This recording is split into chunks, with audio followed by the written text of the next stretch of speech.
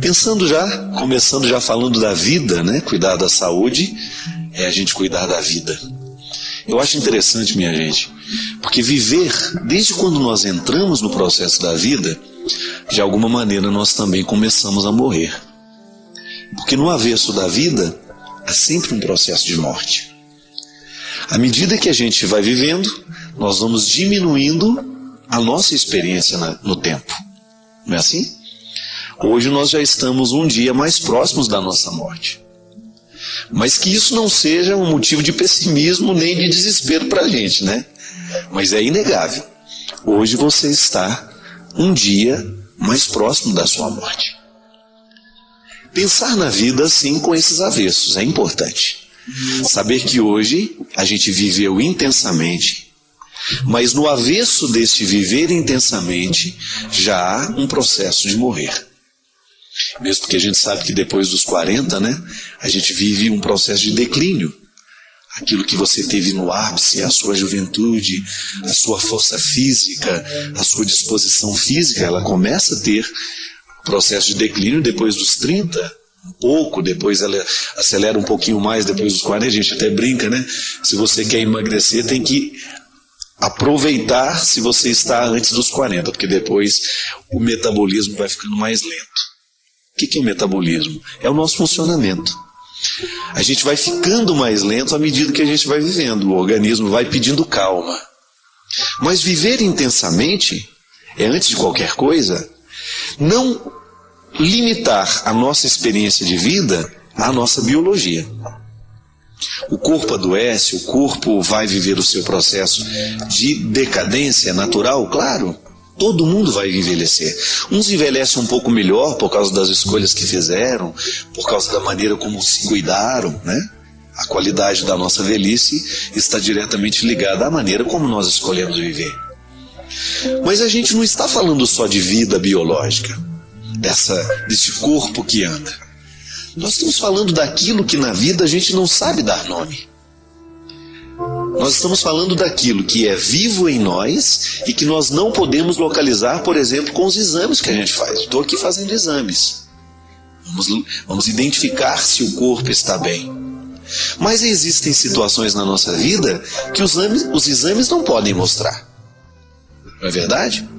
Você sabe disso. Quantas vezes aí dentro do seu coração você tinha angústias, tinha sentimentos negativos, tristezas, a própria depressão? Se faz um exame, você pode até dar uma alteração, quem tem a depressão pode até dar uma alteração no sangue, mas se faz uma radiografia, ninguém sabe onde é que está a tristeza. Mas a gente vai percebendo, a radiografia que a gente usa para perceber a tristeza do outro, é quando a gente descobre que ele está morrendo lentamente, não no corpo, mas nas suas esperanças. Quando ele deixa de eleger a melhor parte da vida, quando ele deixa de ter o dinamismo, o brilho nos olhos, não é? É bom quando a gente encontra uma pessoa e você percebe que ela está muito viva. Quando você identifica que nos olhos dela há uma notícia. Olha, eu estou feliz, eu estou satisfeito. É muito bom.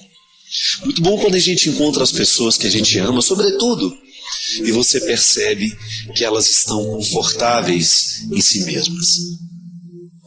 É muito bom, eu identifico muita felicidade com essa expressão, com essa metáfora, que eu acho bonita. Ser feliz é a gente estar confortável no próprio corpo. Mas a gente não limita essa experiência do corpo a ser apenas essa matéria. Não. A gente está satisfeito em viver como a gente está vivendo, em fazer o que a gente está fazendo, em estar onde a gente está.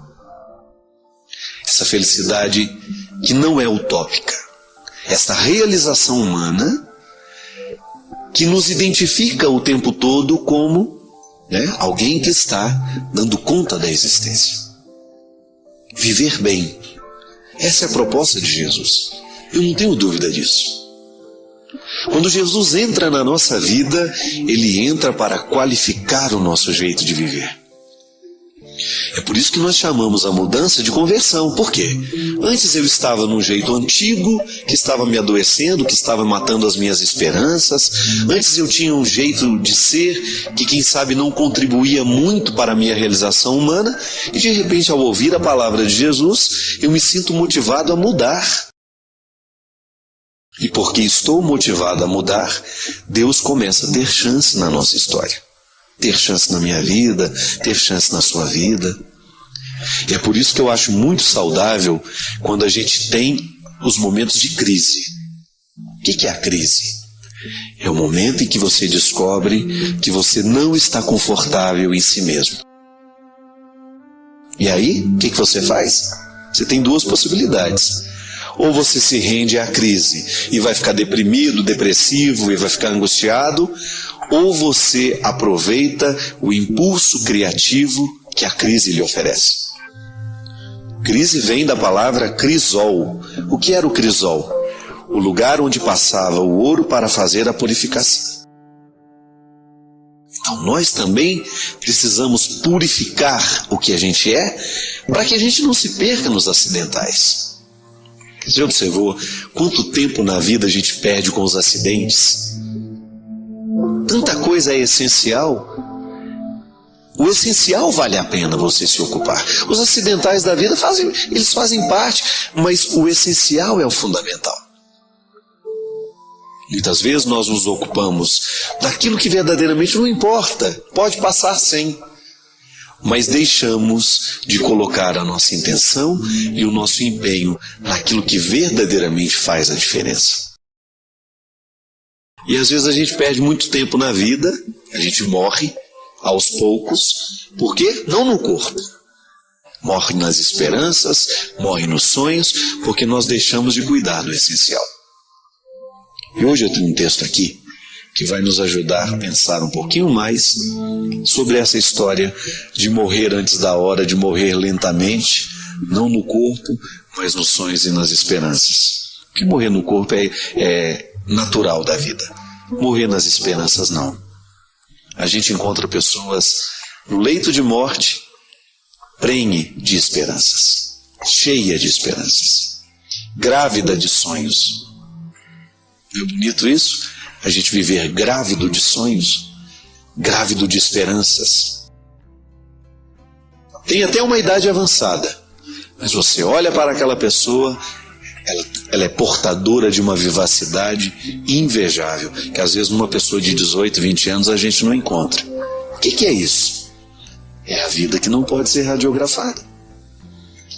É a vida que não pode ser encontrada no resultado de sangue. É a vida que não pode ser mensurada. É a vida que não pode ser encontrada naquelas análises que nós fazemos do corpo, naquela dissecação do corpo. Por que aquela pessoa aos 90 anos, já com doenças, já com enfermidades, ela está tão feliz? São os mistérios. Soube viver bem. Soube escolher a melhor parte da vida. Manteve-se viva mesmo quando o corpo morria. E é o que diz o texto. Morre lentamente quem não troca de ideias, quem não troca de discurso, quem não avança, quem evita as próprias contradições. Morre lentamente quem vira escravo do hábito, repetindo todos os dias o mesmo trajeto, as mesmas compras, os mesmos lugares. Quem não troca de marca, quem não arrisca vestir uma nova cor, quem não dá papo para quem não conhece. Morre lentamente quem faz da televisão seu guru e seu parceiro diário. Muitos não podem comprar um livro ou uma entrada de cinema, mas muitos podem, e ainda assim alienam-se diante de um tubo de imagens que traz informação e entretenimento, mas que não deveria, mesmo com apenas 14 polegadas, ocupar tanto espaço na nossa vida. Morre lentamente quem evita o amor, quem prefere o preto no branco, e os pingos nos is a um turbilhão de emoções indomáveis, justamente as que resgatam brilho nos olhos, sorrisos, soluços, coração aos tropeços, sentimentos.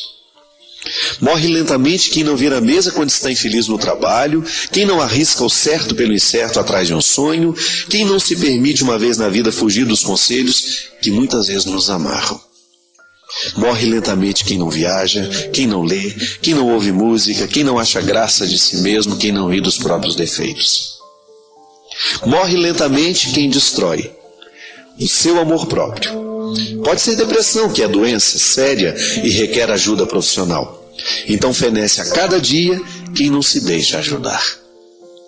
Morre lentamente quem não trabalha, quem não estuda, e na maioria das vezes isso não é opção, e sim destino. Então o governo omisso pode matar lentamente uma boa parcela da população.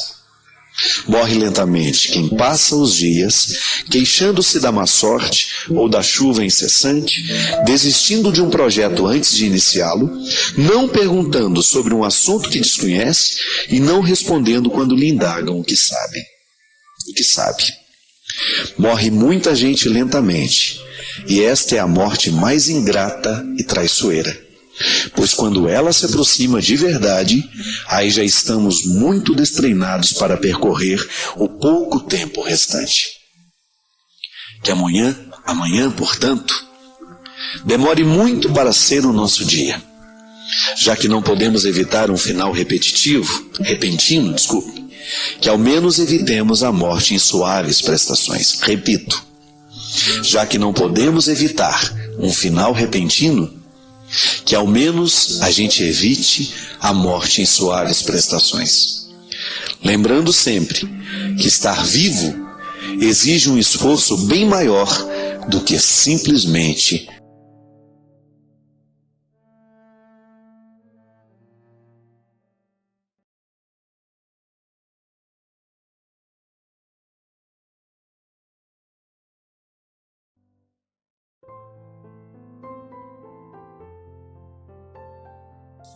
A reflexão é o melhor remédio para curar as nossas angústias, os nossos sofrimentos, porque quando refletimos com sabedoria, com equilíbrio, a gente tem uma possibilidade de expulsar de nós os sentimentos opressivos. O sofrimento, ele é produzido na nossa mente, né? Tudo aquilo que você sofre porque passa pelo seu pensamento. Eu sei que no dia a dia a gente costuma referir-se ao coração como a sede dos sofrimentos. Mas não, isso é apenas uma metáfora. O coração como lugar do amor, do sentimento, por causa de ser ele o centro da vida, né? É o coração que joga o sangue, que distribui o sangue para o corpo. Então há todo um significado. Mas é na mente que as coisas acontecem. É interessante porque às vezes o nosso sofrimento, ele é fruto justamente do nosso pensamento. Muitas vezes, não sempre, né? Você corrige o pensamento, você naturalmente corrige o sofrimento. Eu posso muitas vezes estar sofrendo porque eu estou interpretando uma realidade de maneira equivocada. Muitas vezes por um sentimento mesquinho, bobo. É igual quando você tem um ciúme infundado. O ciúme faz sofrer. Provoca sofrimento na vida da pessoa. O sofrimento é fruto de insegurança. O ciúme, ele nasce da insegurança que a pessoa tem. E às vezes a pessoa perde noites de sono porque está sofrendo enciumada. Que é aqui que a gente corrige, né? É na cabeça. É quando você começa a olhar para o outro de um jeito diferente e você corrige dentro de você.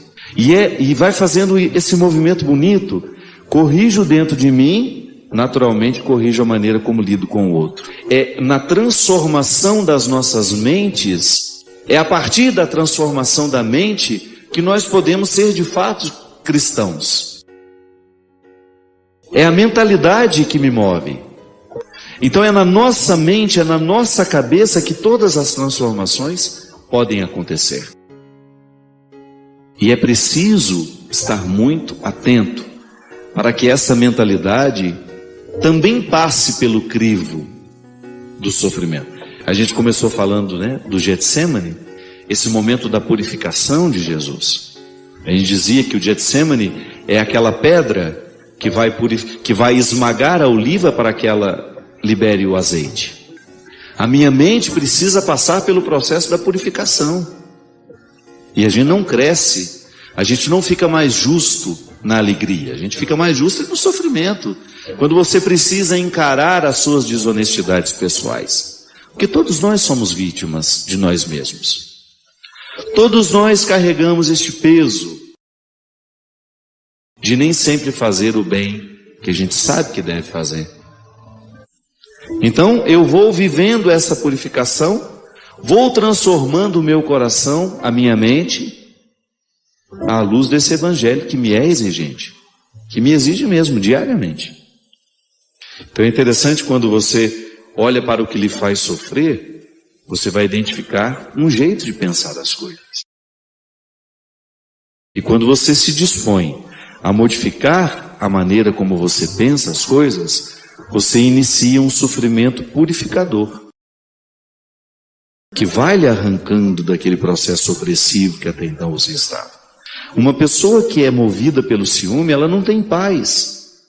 Ela vive para observar o que o outro está fazendo, quem estava com ele, quem foi com ele, quem deixou de ir, com quem que ele falou, com quem ele deixou de falar. E a pessoa vai se sentir sendo preterida, né? Ela vai se imaginando assim.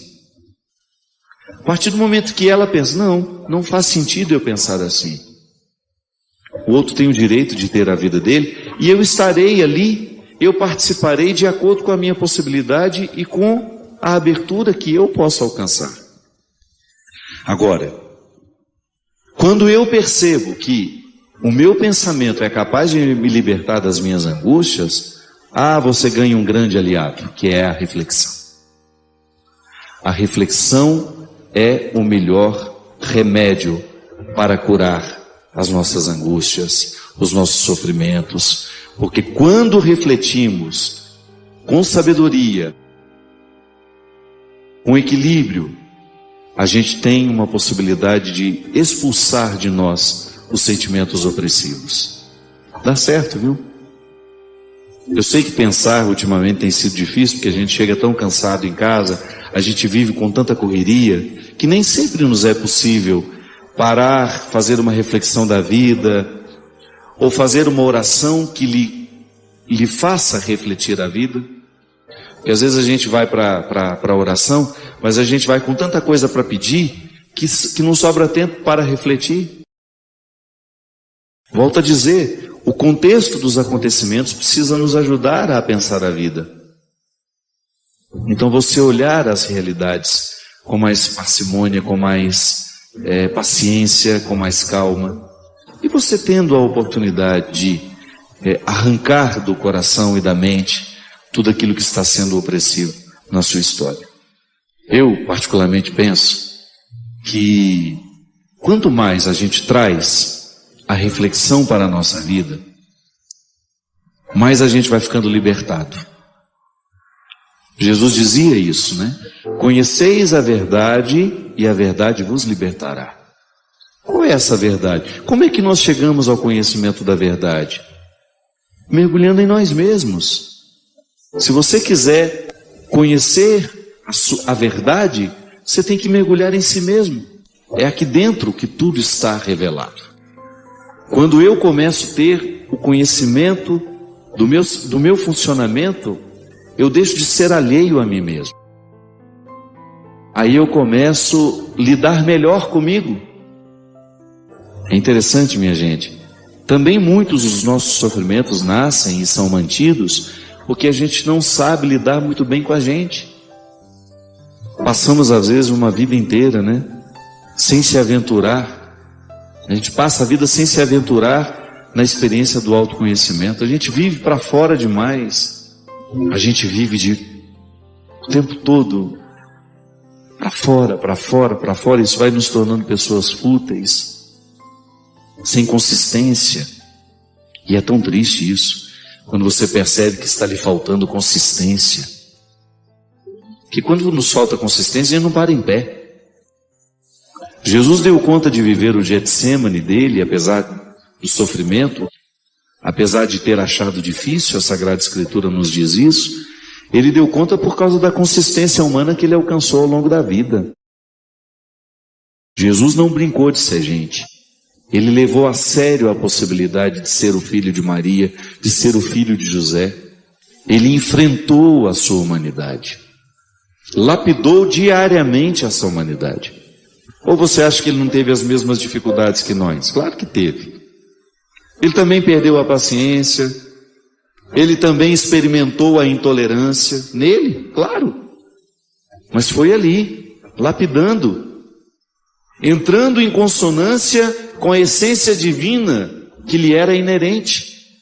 Ele precisava administrar nele todas as suas possibilidades humanas para ele levar até o fim essa missão. E para ser capaz de convencer os que estavam ao redor. Porque isso é tão interessante a gente pensar também, né? Que essa coerência pessoal de Jesus é que deu a ele os seguidores que ele teve. Foi prestando atenção nessa humanidade tão atraente que as pessoas começaram a seguir Jesus. Eu sempre gosto de diferenciar isso. Antes de fazer uma experiência de Jesus, Filho de Deus, as pessoas faziam uma experiência de Jesus, Filho de Maria e José. Um ser humano inesquecível. Um ser humano admirável. Eu estou querendo apenas, pedagogicamente, lhe chamar a atenção para a dimensão humana que Jesus cuidou diariamente em si mesmo. Mesmo porque o Cristo glorificado somente depois da ressurreição. Até então, era a experiência de um Jesus humano, de um homem que era capaz de amar os miseráveis, de um homem que tinha o tempo todo um coração solidário a entregar aos pobres,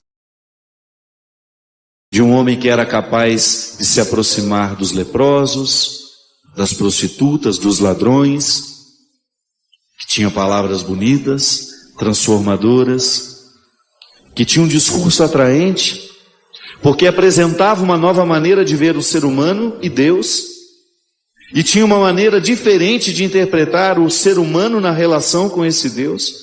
Ah, isso aí, tudo inspirado pelo Espírito, claro, mas humanamente, verdadeiramente encarnado. Um ser humano formidável, poderíamos dizer.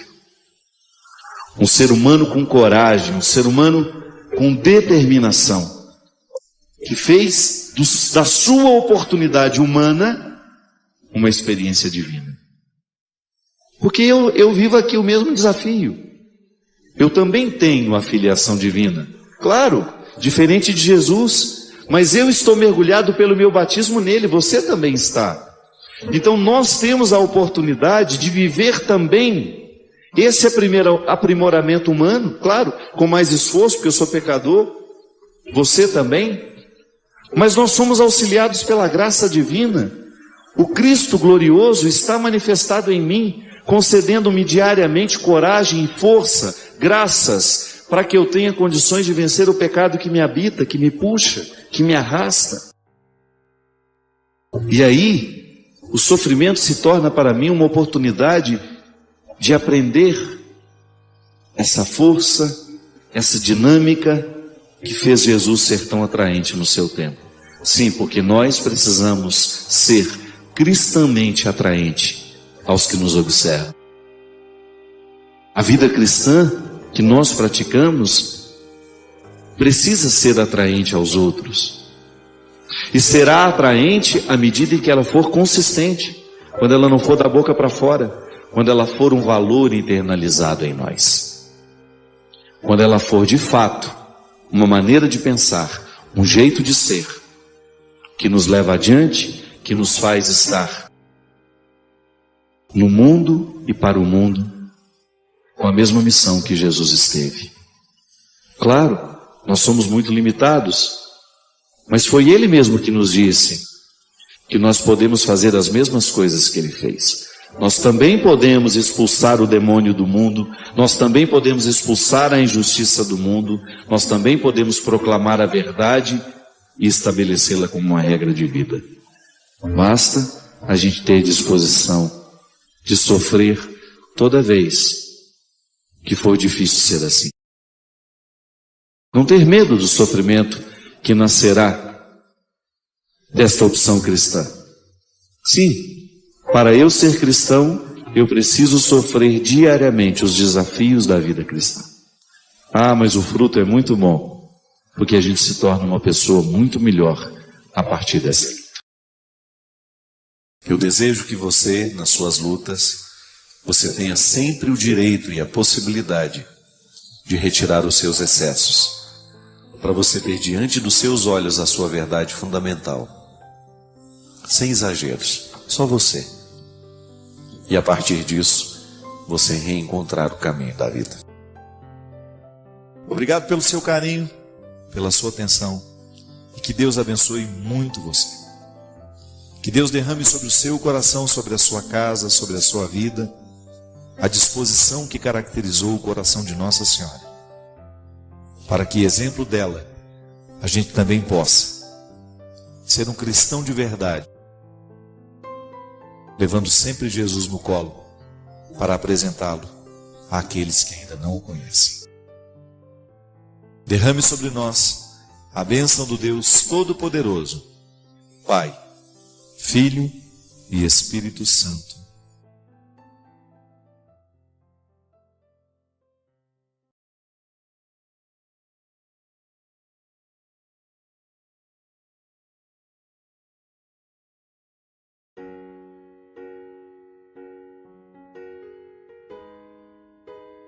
A Cristina, ela está sentindo medo de morrer. Ela me diz assim: padre, tenho fraquejado muito na fé, estou sentindo muito medo de morrer, de que alguém da minha família morra.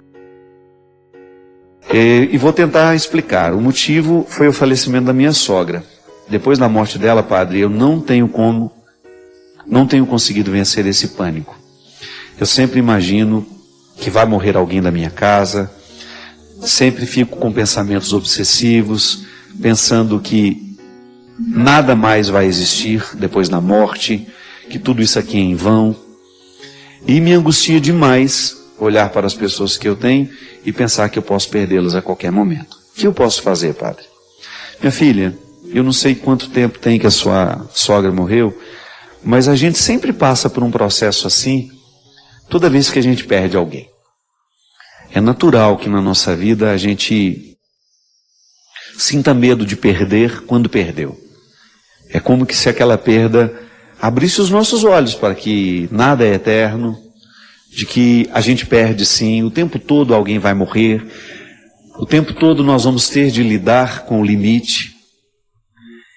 Agora, o que a gente precisa fazer é encaminhar o nosso luto de maneira que ele não venha nos causar esse pânico. Como que a gente pode fazer? Eu acho que a oração ainda é o melhor caminho para nós curarmos esses traumas. É claro que buscar a ajuda de um psicólogo, quando isso se estende muito. Mas sabe, antes de você dormir, você rezar um salmo de confiança. Tem tantos salmos aí na Sagrada Escritura que nos ajudam a dizer essa confiança. O Senhor é minha força, é a minha proteção, em Ti nada temerei. De você buscar uma palavra, uma oração, de você pedir a oração de outras pessoas. Os grupos da renovação carismática, eles são muito bons nesse sentido. Porque lá existem pessoas que gostam de rezar umas pelas outras. É tão bom quando alguém põe a mão na nossa cabeça, reza por nós. A gente se sente mais acolhido, sobretudo no momento dessa fragilidade, Cristina. Procure participar de um grupo de oração. Procure fazer a leitura de um salmo de confiança ao final da noite. Não perca a oportunidade de criar essa vida mística. Sabe, a oração ela tem um efeito terapêutico sobre nós. Nós precisamos rezar. E essa oração, ela pode ser feita através da palavra, ela pode ser feita dentro de uma igreja silenciosa, sabe? Você de vez em quando se refugiar na igreja da sua cidade, no horário em que não tenha muitas pessoas, fica ali, diante do Santíssimo, fique em silêncio e peça a Deus que Ele venha preencher esses espaços que foram abertos pela perda daquela pessoa. Você perdeu a sua sogra, ela devia ser uma pessoa importante para você, você devia ser muito ligada a ela, e agora está sentindo essa insegurança, que é um processo humano natural, mas que a oração pode nos ajudar muito. Essa história de amor à primeira vista é muito perigoso. O amor ele tem que ser processual. Porque quando você fala que se apaixonou e que foi amor à primeira vista, você corre o risco de estar apaixonado não pelo que o outro é, mas por aquilo que você gostaria que ele fosse. Quantas pessoas, minha gente, eu já vi vivendo essa prisão. Eu não sou o que ela gostaria que eu fosse, mas ela quer tanto que eu seja que eu estou fazendo esforço para ser. Aí dura aí uns 2, 3, 4 anos até que todas as máscaras caem por terra. O verdadeiro amor é aquele que vai sendo descoberto à medida em que defeitos e qualidades são colocados à mesa. É uma crueza isso. É difícil? É. Mas conto de fadas, definitivamente nunca vi. Essa história de amor romântico, perfeito, onde o outro é tudo aquilo que eu imaginava ser, não. Dê tempo ao tempo, vá devagar com o andor, porque o santo é de barro, viu? Vá devagar com o andor, porque o namorado que você tem aí é de barro, é frágil. Vá devagar com o andor, porque a sua namorada é frágil, a sua esposa é frágil. Ela tem muitos defeitos que você precisa conhecer. Até você ter o direito de eleger. Ele falou, não, conheço seus defeitos, conheço suas qualidades e quero viver o desafio de fazer isso dar certo.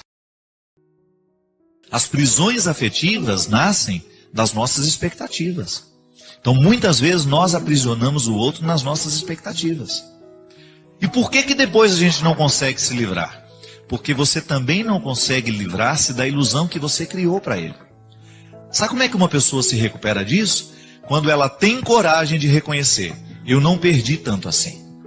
Porque, na verdade, a pessoa que eu achava que eu amava nunca existiu. Ela foi uma projeção minha. E é engraçado, minha gente, que quando a pessoa consegue fazer essa reflexão, ela se liberta, como se fosse tirado uma infecção que antes estava matando. Outro dia atendi uma pessoa assim, muito rapidamente, ela me contou que o casamento tinha sido desfeito. Eu não sou a favor de desfazer casamento, eu não me compreendo errado. Acho que tem que fazer de tudo para dar certo. Mas ela me falava assim, e eu sabia da vida que ela vivia, das inúmeras traições, das mentiras o tempo todo que ele contava para ela e do tanto que ela sofria com aquilo. Aí um dia ela sofreu, ela me procurou e chorando muito falou assim, ele me abandonou e agora foi embora de vez. Aí eu perguntei para ela, mas por que você está sofrendo tanto se você sabia que ele já tinha te abandonado há muito tempo? Ele te abandonou desde o primeiro momento em que ele assumiu uma outra mulher na vida dele e tinha uma vida dupla. Todo mundo sabia dessa vida dupla. Ele te abandonou há muito tempo, há 20, 30 anos atrás, eu não sei quando foi que começou essa história de traição, e você não teve coragem de naquele momento colocar-se, como uma esposa deve colocar no momento que sabe da traição do marido. Com autoridade. Eu não sou um objeto para você usar, eu não sou um objeto para você brincar, e a fidelidade é, sem conversa, uma obrigação de todo mundo que fez uma vida a dois. É respeito, é amor. A demonstração do amor passa pela fidelidade. Aí ela me olhou assim assustada e falou, você não perdeu nada, que você já perdeu há muito tempo. O que você fazia era velar o marido dentro da sala da sua casa que já tinha morrido há muito tempo. É velório que não acaba, é velório que não termina. Então pare de achar que você perdeu tanto e comece a descobrir que na verdade você já perdeu há muito tempo. E você já deveria ter tido maturidade para entender aquela perda naquele momento e parar de permitir que o sofrimento te acometesse tanto e provocasse tanta ferida que está te matando aos poucos. Minha gente, quando nós não nos livramos desses fardos, nós somos capazes de nos boicotar e de causar uma morte antecipada. Que a pessoa vai perdendo a vontade de viver, ela vai perdendo a capacidade de sonhar, ela vai perdendo a capacidade de ser feliz. Por quê? Porque um dia se amarrou numa ilusão e permitiu que aquela ilusão tornasse o centro de sua vida. Agora, ela não queria ver isso. Questão de maturidade. Não tem um jeito pior de perder do que fingir que não está perdendo. É a pior maneira de perder. É quando você finge que não está perdendo. É quando você passa de mão de tinta numa parede que já está podre. Não foi Jesus que falava que de nada adiantar caiar as sepulturas? Elas continuam escondendo cadáveres. Então não tenha medo de terminar o seu namoro se você descobre que ali você está vivendo uma ilusão. Ou que o outro está fazendo de você um território da sua ilusão. Ninguém tem obrigação de ser para o outro uma ilusão. Se ele não ama quem você é, não faça esforço para ele amar a ilusão que você está criando para ele amar. Isso é uma prisão terrível. Nos becos, nos lugares onde a gente não vê, há sempre alguém querendo uma esperança para sobreviver. A vida é ameaçada em muitos lugares. Os lugares que os nossos olhos não alcançam. Agora, neste instante, por exemplo, são estatísticas monstruosas que mostram que muitas pessoas perdem a vida a cada minuto, a cada segundo, por causa da violência. Nós estamos assistindo, todos com certeza assustados, as últimas notícias a respeito dos 2 garotos que foram violentamente assassinados, esquartejados pelo próprio pai e a madrasta. Antes de vir para cá, eu ouvia da minha funcionária uma história de que um dos garotos, porque eles estavam no abrigo, quando foram mandados de volta para casa, um deles pediu socorro. Pediu que não gostaria de voltar para casa porque lá eles eram muito judiados. E a juíza fez cumprir a lei. A lei é clara. Se tem pai, se tem mãe, se tem lugar para ficar, não pode ficar no abrigo. Ainda que essa lei seja cega, ainda que essa lei não seja capaz de descobrir a qualidade do pai que espera em casa. Porque você vai concordar comigo. Não basta ter pai esperando em casa. Não basta ter mãe. Tem que ter qualidade aquele que espera. Foi-se o tempo em que pai e mãe eram sinônimos de segurança para os filhos. Nós estamos assistindo nos últimos tempos histórias absurdas em que o principal agressor é o próprio pai e que o principal agressor é a própria mãe. É impossível a gente ficar indiferente a uma história dessa. Não acredito que possa haver algum ser humano que seja tão insensível a ponto de escutar uma história dessa e não se perguntar: que mundo é esse que nós estamos vivendo? Que sociedade é essa que nós estamos construindo para deixar como herança para aqueles que a gente ama? Que mundo é esse? Um mundo onde o pai é capaz de esquartejar a cria de suas carnes como se fosse um objeto, como se fosse um animal. Um pai que não é capaz de tomar a defesa, que não é capaz de retirar a criança das mãos violentas de uma madrasta, ou de alguém que não seja capaz de escutar o grito, de alguém que não seja capaz de se sensibilizar diante do sofrimento de alguém que é violentamente agredido. Eu fico pensando, minha gente, que essa dosagem imensa de violência que toma conta dos nossos noticiários nessa semana, ela de alguma forma nos atinge, ainda que sejam em porções menores. Você também espera seu filho em casa. E eu não sei o que você significa na vida do seu filho. Eu não sei o que você significa na vida dos seus. Eu não sei qual é o papel que você representa na vida daquele que você trouxe ao mundo. Um alerta fica para todos nós. Um alerta fica para cada pessoa de bem que não fica indiferente à morte dessas 2 crianças. Que nós precisamos fazer alguma coisa. Que nós precisamos nos mobilizar para que esse mundo se transforme, para que esse mundo fique melhor, para que esse mundo não continue sendo palco de tantas atrocidades. Essa vida, ela precisa ser cuidada nas pequenas coisas. Essa vida que está aqui agora, como um dom que nós recebemos. Nós precisamos escolher melhor o que a gente traz para ela. Eu sei que você, na sua experiência de amar e ser amado, Você nem sempre pensa nessas coisas, porque às vezes a vida não nos permite isso. A gente vive correndo demais. Mas seria bom que se você parasse e olhasse hoje os seus filhos, aquele que você trouxe ao mundo, e que você pensasse a sua qualidade de pai, a sua qualidade de mãe, a sua qualidade de ser humano. O que você tem representado na vida dos seus? Que isso não sirva de culpas, que isso não sirva de peso, porque geralmente quando a gente começa a pensar a qualidade da nossa vida, a gente cai na tentação de ficar parado no que a gente não fez de certo. Não, não é para isso. É apenas, quem sabe, um jeito de nos alertar para que essa violência não tome conta de nós também. Porque às vezes a gente não é capaz de gestos grosseiros e grandes como esse. Pode ser que a gente não seja capaz de esquartejar um filho, mas pode ser que pequenas violências também sejam cometidas dentro de nós, dentro da nossa casa.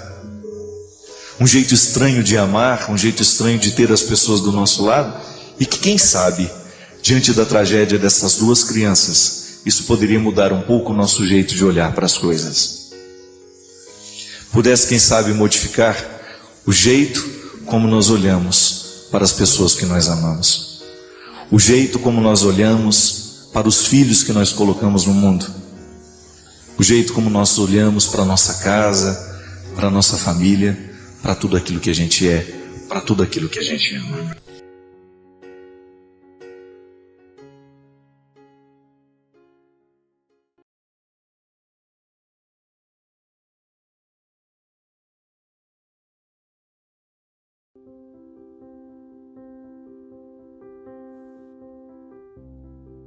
Para as dimensões emocionais.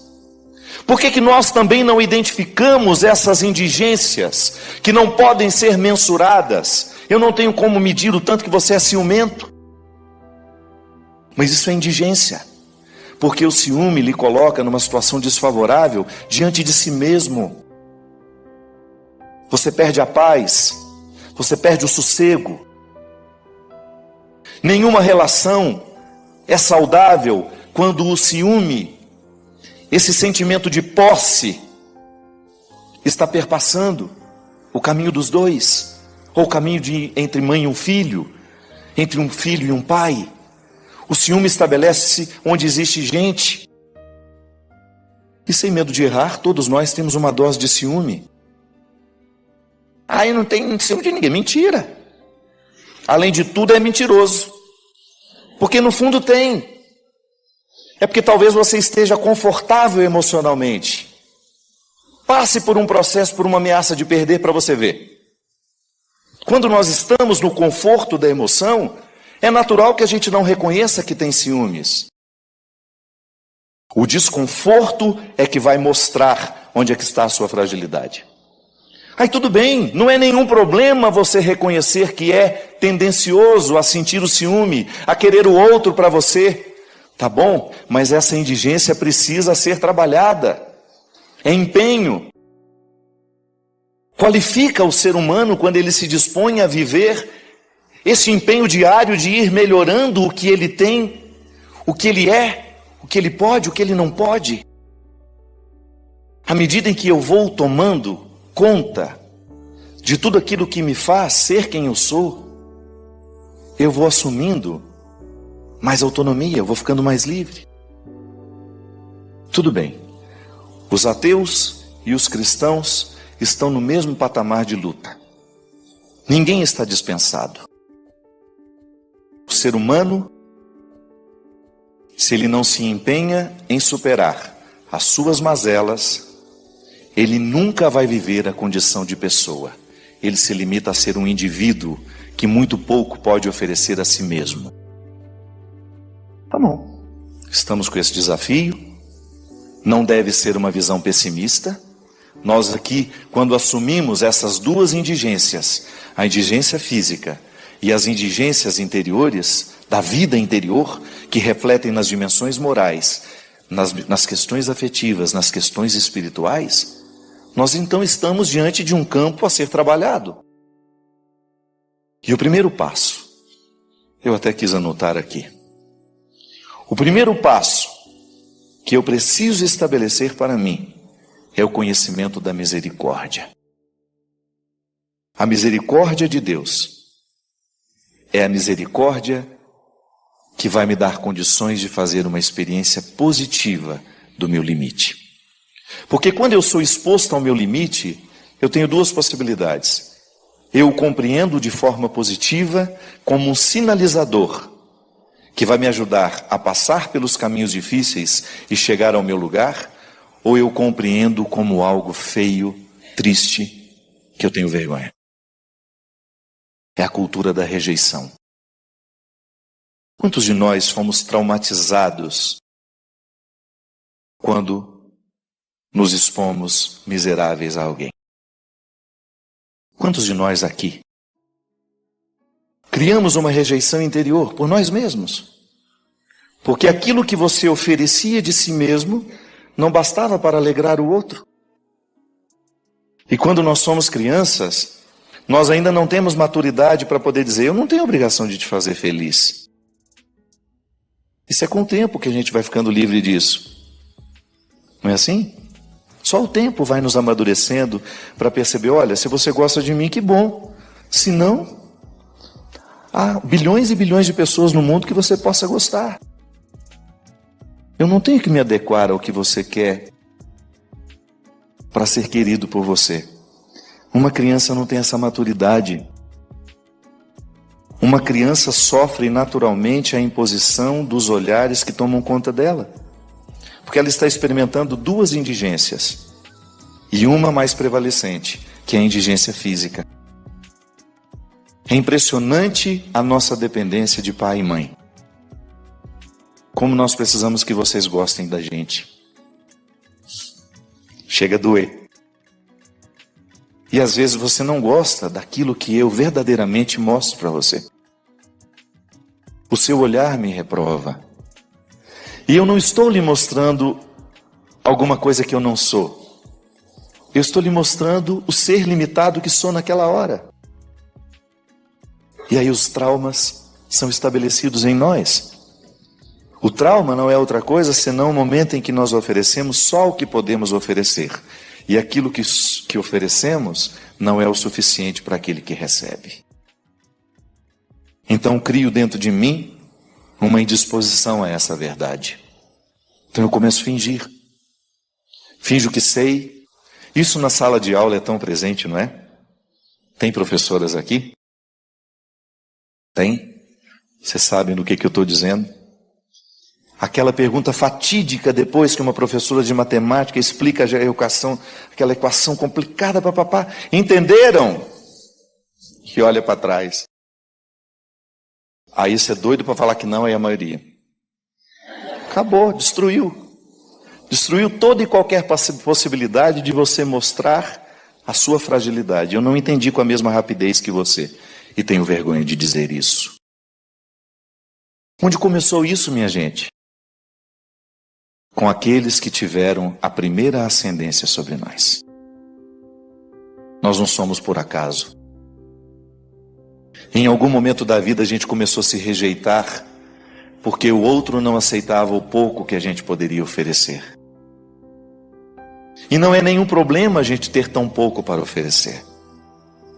Sabe, Senhor, o que tenho é tão pouco para dar. Mas este pouco nós queremos com os irmãos compartilhar. Isso é lindo. Mas na hora que você compartilha o pouco e você vê o olhar de reprovação daquele que você esperava se alegrar, é como o primeiro desenho que a gente faz. Os psicólogos são tão radicais que dizem que até o primeiro cocô que você tem que comemorar o cocô do seu filho. Que coisa linda! É. Que coisinha mais tchutchuca. Agora não. Nossa Senhora, pelo amor de Deus, gente, menino tá podre. Porque é a primeira produção que você pode fazer sozinho, né? O que você primeiro fez na vida? Não foi outra coisa que você fez. Foi a sua primeira produção independente. Ou então mandou uma gorfada. Ninguém precisa ajudar para a criança fazer isso. Só um exemplo bobo, simples, de como nós não aprendemos a colher o que o outro nos oferece. Nós somos pretensiosos o tempo todo. Nós estamos o tempo todo a serviço também de uma rejeição interior que nos faz cada vez mais indispostos aos limites. Mas essa indisposição, ela só nos faz mal. Eu, toda vez que rejeito a minha natureza, toda vez que eu me coloco diante de um Deus assim, acreditando que Ele tem uma rejeição por mim, ou então quando eu sou ensinado assim, de que Deus tem constantes rejeições por nós, não há possibilidade de haver ali um encontro saudável. A primeira superação que eu preciso viver, quando eu me torno consciente do processo, minha gente, porque isso também é interessante de identificar. Quando é que nessa vida eu comecei a identificar que havia uma rejeição pelas minhas indigências? Quando foi que eu fiquei mais clarificado das dificuldades que eu tinha de mim, comigo, que foram me colocados pela minha mãe, por exemplo? A relação com a minha mãe me fez muito bem, mas ela também me fez mal. E eu preciso separar o joio do trigo, senão a maturidade não acontece. Senão eu não serei capaz de compreender o que de fato ela fez de bom para mim, porque fica tudo tão misturado, que eu perco a capacidade de compreender onde é que estava aquela influência que veio de fora e que não correspondia ao que Deus esperava de mim. Porque isso eu não tenho dúvida. O que Deus espera de mim, o que Deus espera de você é a sua autenticidade. É que você seja você. Preguei semana retrasada sobre aquele texto. Vós sois o sal da terra, vós sois a luz do mundo. Veja bem que Jesus não está falando de um futuro. Vós deveis ser. Vós deveis ser o sal. Vós deveis ser a luz. Não! Ele está falando no presente. Vós sois o sal da terra. Vós sois a luz do mundo. Então eu sei, a teologia me ensina, a antropologia teológica me ensina, que toda a vida cristã, toda a riqueza da vida humana já me foi dada. Está aqui dentro de mim. Agora o que eu preciso fazer é florescer. Erro quando digo a riqueza da vida cristã. A riqueza da vida cristã é quando eu assumo, eu quero a vida cristã para mim. Alguém vai e me batiza. Depois eu vou livremente e confirmo. E depois venho regularmente a esse altar para buscar os sacramentos que vão intensificar o desenvolvimento dessa semente que me foi dada. Deus não tem uma visão distorcida de mim. Os outros até podem ter, eu posso ter, mas a visão que Deus tem de mim não é distorcida. E a Ele eu devo satisfações. Eu não posso criar a minha vida para agradar as pessoas se eu estou desagradando aquilo que Deus colocou em mim como a semente mais original que Ele podia criar. E somos todos originais. Eu não tenho o direito de rejeitar essa semente que Deus colocou em mim, que faz ser quem eu sou. Eu não posso, é o pior pecado que eu posso cometer na vida, é abrir mão de ser quem eu sou. Padre, mas como é que então nós vamos conciliar essa afirmação que o senhor faz com essa história que a gente escuta a vida inteira de que nós precisamos deixar Deus fazer em nós, que nós precisamos curvar a nossa cabeça, que nós precisamos fazer a vontade de Deus?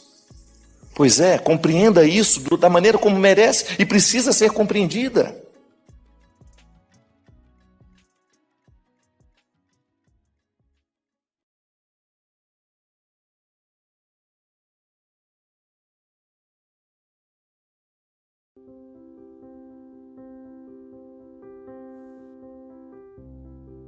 Dói meu peito, o pensamento fica sem lógica, como se tivesse sido acobertada a razão. Acredito que me perdi em mim. Estou sem rota, sem rumo, sem luz. Talvez o exagero seja um sintoma da ausência de razão. Sinto-me assim, independente de qualquer superlativo emocional. A insegurança é tão grande, Padre, que acredito que não sou importante para ninguém. Não me sinto amado pelos amigos, não me sinto querido no trabalho, nem mesmo pelo meu irmão, pela minha namorada. No meio de tudo isso, tenho que encontrar forças para trabalhar. Sim, um belo paradoxo. Sou um psicólogo e me sinto doente, querendo ajudar outras pessoas. Sei, não nego que preciso de ajuda. Preciso aprender a não desistir de quem eu sou, ou melhor, de quem eu era. O sorriso já não vem com tanta facilidade, Padre. No lugar dele existe um rosto sério, fechado, preocupado. Tenho medo de ser trocado pelas pessoas que eu amo, de perder o valor, o significado para elas, e com isso, ficar na solidão. Abraço, Roberto Luiz. Meu querido, primeiramente, eu lhe parabenizo pela sua coragem. Não é fácil, né, para um profissional que ajuda outras pessoas ter coragem de assumir isso, mas ao mesmo tempo, isso te traz ainda mais autoridade, viu? Diante do seu trabalho, diante dos seus pacientes. Porque quando nós investigamos a dor do outro em nós temos muito mais facilidade de compreender o que o outro passa. Esse é um desafio. E foi Jesus que falou isso. A misericórdia não é outra coisa senão você permitir o sentimento do outro em você. Sem misturar. Não é que você vai ficar confuso no sentimento do outro, não. A misericórdia é a abertura do coração para que o que dói no outro doa em mim. E porque está doendo em mim, eu sou capaz de compreender o outro melhor. Esse é até o significado do verbo entender. O que é entender? É você entrar na tenda com o outro. Você sai da sua tenda, você sai do seu entendimento e entra na tenda do outro. Eu te entendo. Significa que eu estou vendo a sua vida a partir da sua tenda. Isso é muito sofisticado, né? Quando eu sou capaz de entender o outro porque eu fui abrindo mão daquilo que era meu naquele momento, até mesmo dos preconceitos que às vezes eu tenho em relação ao outro, para poder entendê-lo. Então isso você faz o tempo todo como psicólogo, e agora está precisando fazer consigo mesmo. Corajoso da sua parte, ter coragem de contar isso. E você faz uma analogia muito interessante, que você precisa voltar a ser quem você era. Não é possível. Você nunca vai voltar a ser quem você era. Mas você pode voltar a ser muito melhor do que você era depois de passar por essa experiência. E aí você, como psicólogo, tem muito mais recursos do que eu para poder investigar os seus sofrimentos, a origem de todo esse descontentamento. Porque sempre que alguma coisa se estabelece em nós, por exemplo, um descontentamento, tentar buscar um recuo, eu sempre gosto de fazer isso. De repente está me ocorrendo uma tristeza. Por que eu estou triste agora? Aí num primeiro momento eu nem sei dizer. Aí eu vou seguindo o caminho da tristeza. Eu estava onde quando eu comecei a me sentir assim? O que foi que eu vi? E de repente eu chego a um e-mail que eu li, algum telefonema que eu recebi, algum sentimento que me ocorreu naquele momento e que depois foi avolumando, desenvolvendo em mim uma insatisfação que teima em ficar. Às vezes, meu filho, o que nós precisamos fazer é um recuo nesses caminhos que nós estamos trilhando, nas escolhas que a gente foi fazendo. Porque as escolhas repercutem. Pode ser que hoje esteja eu sendo vítima de escolhas que eu fiz há 10 anos atrás. A vida não perdoa não, viu? A vida é bonita, ela é generosa, mas ela não perdoa não. Mais cedo ou mais tarde, a fatura das nossas escolhas vai nos chegar. Até o tratamento que a gente dá ao corpo. Mais cedo ou mais tarde, a fatura chega.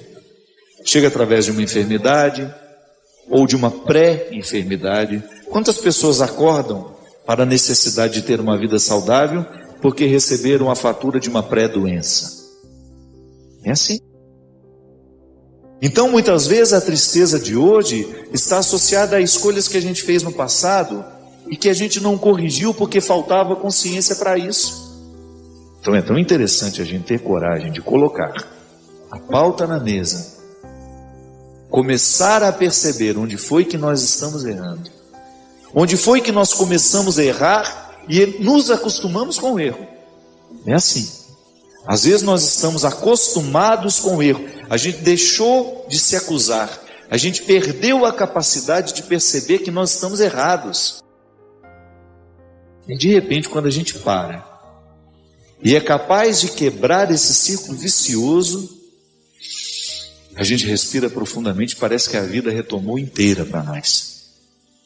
Por isso, volto a dizer, a vida só pode ser boa à medida em que ela é refletida. Quem não se problematiza diariamente corre o risco de acumular desesperos para o futuro. Quem não se problematiza, quem não se pergunta diariamente a respeito da vida que vive, das escolhas que está fazendo. Como diz o Eclesiástico aqui, um tempo para cada coisa. Se eu não observo aquilo que hoje o tempo me pede, o que o tempo hoje me pediu? E o que a ele eu ofereci? O que a vida está me pedindo? O que a ela eu estou oferecendo? A qualidade de tudo depende da resposta que oferecemos. Eu espero que você esteja atento à resposta que você está dando à vida. Ser religioso, ser cristão, não é outra coisa senão estar atento à qualidade da vida que vivemos. Derrame sobre nós a bênção e a proteção do céu, do Deus Todo-Poderoso, Pai, Filho e Espírito Santo. Como é que foi conviver com a depressão e qual seria a maior dor dela?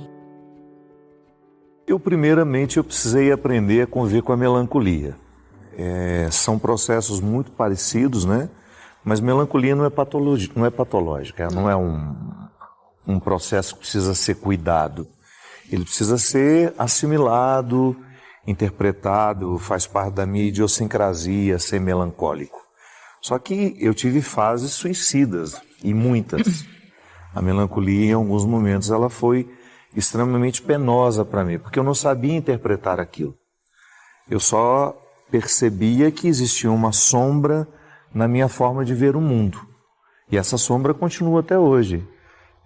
Eu nunca fui uma pessoa naturalmente feliz. O meu olhar sempre foi mais melancólico, mais tristonho. Eu tendo a ver as coisas com mais pessimismo. Mas ao longo da minha vida eu fui interpretando isso como uma característica que não é um defeito. Não. É uma forma de ser. Mas chegou um momento em que a melancolia se tornou insuportável. E foi então que eu identifiquei que eu tinha um processo muito presente, um processo de adoecimento, que foi um resultado de minhas escolhas. Eu sempre digo que eu acabei dando ao meu corpo um cuidado muito diferente do que me pedia a alma. Eu tenho tinha uma rotina extremamente difícil. Cheguei a fazer quase 28 shows por mês durante muitos anos. E foi uma exposição muito maior do que eu dava conta de suportar. Na verdade, eu acredito que a depressão e também a síndrome do pânico, depois tudo junto, foi uma construção que eu não fui percebendo o que estava acontecendo. Eu tive uma irmã que teve uma morte muito dolorosa, uma situação extremamente difícil em setembro. E em julho daquele outro ano, eu cheguei em Fortaleza para um show, um evento grande que a gente tem lá, um Aleluia. Fiz o show, depois fiz uma sequência de 4 shows, e todos eles com muito medo de tudo, e sentindo que alguma coisa estava muito desorganizada. E quando eu entrei em casa, quando o carro que me levou em casa me deixou, que eu desci, que eu comecei a subir as escadas na minha casa, eu comecei a chorar. Fui chorando, e aquilo foi evoluindo, e aquela semana foi a pior semana da minha vida, porque eu não sabia identificar o que estava acontecendo. Eu tinha medo de tudo, e uma tristeza que não tinha como ser acomodado dentro de mim. Foi então que eu identifiquei que existia algo muito sério acontecendo, procurei ajuda médica e fui diagnosticado com síndrome do pânico e depressão. compreendi que da mesma forma como eu preciso tomar um remédio para o coração, para pressão alta, o cérebro também precisa ser medicado, né? A gente tem muito preconceito com remédio psiquiátrico, então a gente não pode achar que ele é um remédio de louco, não. A depressão é um processo químico que pode ser muitas vezes despertado por um estilo de vida, ou por uma perda não elaborada, por um luto que não foi vivido. E eu tinha tudo isso. Eu tinha estilo de vida, né? E tinha perdas extremamente dolorosas que não foram devidamente elaboradas, porque eu não tive tempo. Sim. Você não tinha tempo de... Não tinha tempo de viver o luto. De viver o luto. Eu sepultei a minha irmã, e aí veio 2 dias depois... junto com a depressão... Estava no palco cantando. 2 dias depois eu estava no palco cantando. E eu imagino que você deva ter uma dor maior do peso do preconceito dos outros. Mas como assim um padre com depressão? Que desde o momento que eu fiquei público, que as pessoas começaram a me conhecer, eu não vesti um personagem. Eu sempre fui muito espontâneo, né? Fui muito verdadeiro, transparente. As pessoas diziam, eu era vaidoso, sou vaidoso. Gosto de tomar banho, gosto de passar perfume, corto cabelo. Se isso é vaidade, eu sou, então. E quando eu apareci, eu fui muito interrogado acerca de uma série de coisas que a própria construção do padre na sociedade gerou aquelas perguntas para mim. Eu era um resultado daquilo que, de alguma forma, a gente, culturalmente, ao longo dos séculos, a gente foi colocando a figura do padre como uma pessoa muito sisuda, muito pronta, que vai ao velório para dar uma palavra de consolo. Eu nunca nem dei conta disso. Às vezes eu ia a um velório e eu chorava mais que os familiares. Então eu nunca tive muito essa coisa de ser pronto. E nunca fiz questão de me mostrar pronto para nada. Sou um homem miserável, que erro o tempo todo e às vezes erro de forma muito cruel, faço o oposto do que eu gostaria de fazer, caio nas ciladas do meu temperamento, sou vítima do meu temperamento, sou vítima da minha falta de inteligência, da minha falta de lucidez. Então, estava tudo certo. No momento que eu precisei dizer, gente, não quero viver, eu me lembro que eu fui ao bispo, eu sou muito impetuoso, né?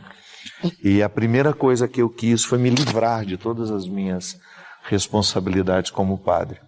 E o Dom Wilson me recebeu, eu chorei muito na frente dele, eu falei, eu não quero mais continuar, eu não tenho condições de continuar, eu quero morrer, eu não quero viver, então eu quero que o senhor me dispense hoje. E ele foi muito sábio, ele falou assim, você tem todo o direito de querer desistir, de sentir tudo que você está sentindo, mas dê um tempo para que essa resposta seja mais consciente. E ele tem razão, né? Eu acho que nos extremos da alegria ou da tristeza, a gente não deveria tomar nenhuma decisão importante. Eu vi uma frase no filme do Coringa uma vez que eu achei bem me marcou muito, né? Que ele falava, as pessoas, a pior parte de ter uma doença mental é que as pessoas esperam que você haja como se você não tivesse. E isso é muito sofrido, né? Muito dolorido. E você falou sobre tristeza e depressão. Eu vi uma coisa migrando, assim, né? Porque a tristeza, existe um motivo para você estar triste, né? Você sabe por que você está triste. Então, você entende, você sofre por aquilo e vai sempre ali revisitando aquele motivo. A depressão é a tristeza que se instaura, né? A tristeza que chega e fica e se aposta e começa a te impedir de fazer as coisas. Eu vi uma vez um depoimento de uma menina em depressão que ela falou, eu não tenho um desejo de tirar a minha vida. Eu tenho um desejo de nunca ter existido. E isso foi muito profundo para mim. No livro do Desassossego, do Fernando Pessoa, ele fala também, se o coração pudesse pensar, ele pararia. Então... Mas, Larissa, isso que você está dizendo é muito confuso na cabeça das pessoas. Sim. Às vezes a gente quer medicar a tristeza, mas não sabe medicar a depressão. Sim. Tristeza não tem que ser medicada. Isso. Tristeza faz parte da vida. É processo inerente da condição humana. Eu me entristeço, todo dia não, mas de vez em quando eu me entristeço. E eu não preciso tomar um remédio para isso. Exato. Mas quando você percebe que a tristeza, ela se estende, ela não passa, ela já virou quase que uma rotina para você, então está na hora de pedir ajuda. Este aspecto que você salienta é um impeditivo para muitas pessoas reconhecerem que tem depressão. Porque é como se fosse uma coisa anulando outra. Mas eu sou uma pessoa de fé, eu não posso ter depressão. A gente precisa saber diferenciar as coisas.